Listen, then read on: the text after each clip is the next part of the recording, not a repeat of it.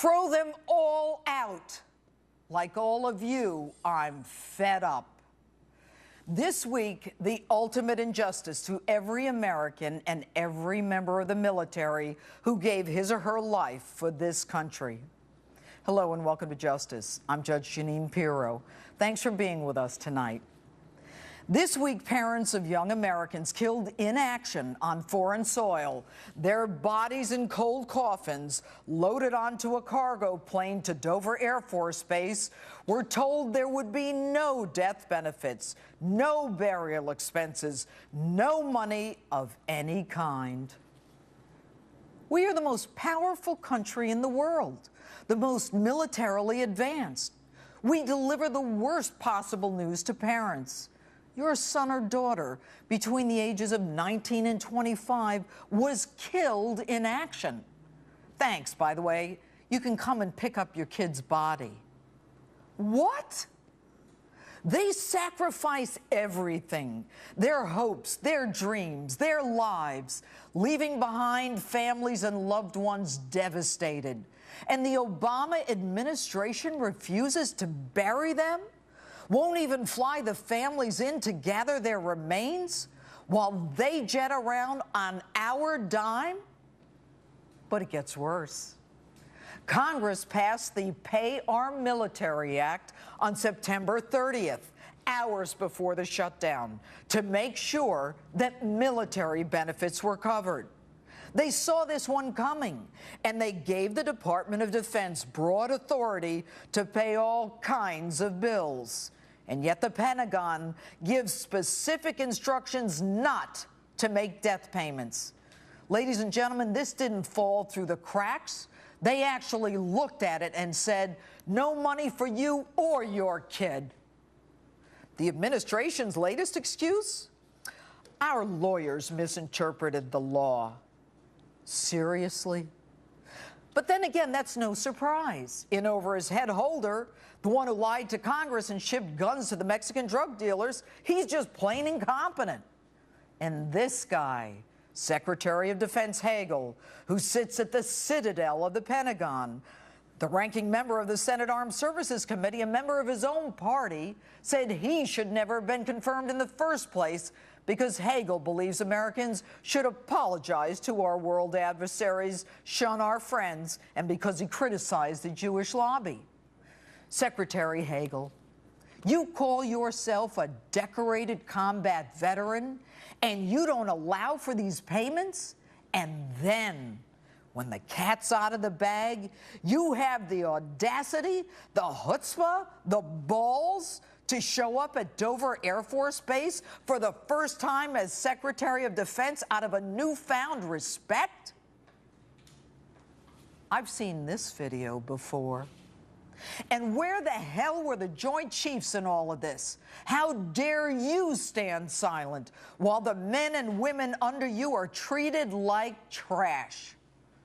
But then again, ladies and gentlemen, we Americans are nothing more than pawns in a political chess game.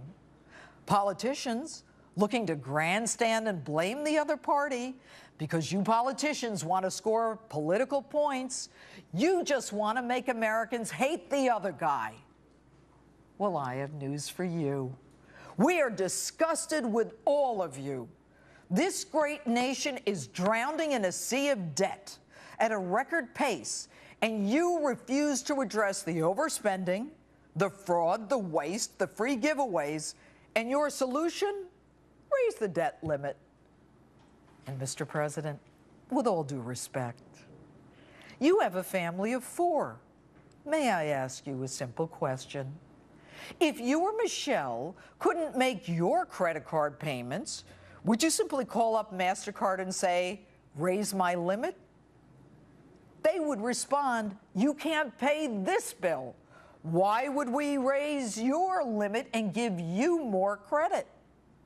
But you want to do that to us. And you're playing golf the same weekend that Americans are dying, and then you won't even bury them. And I personally don't care how many days Jay Carney can dance around as to when you first knew of the tragedy or if you even knew it at all. Your administration is too focused on playing politics and dividing the American public. Now, I'm not taking sides here. Both parties are to blame. You're all a bunch of jokers, every one of you. You wait until the last minute to deal with a crisis, and a CR is all you can come up with? I have an idea. If the debt limit is higher when you leave Congress than when you entered it, you don't get a pension, no retirement, nothing. You didn't do your job. In fact, I think we should be able to sue you for the ineptitude and waste. A few weeks ago, I talked about how Russian President Putin played you, Mr. President, in the Syria debacle. But tonight, the American people are the ones being played by all you losers in Washington, many of you now home for the weekend, living off the money that we give you while this country goes to hell in a handbasket. I have another idea.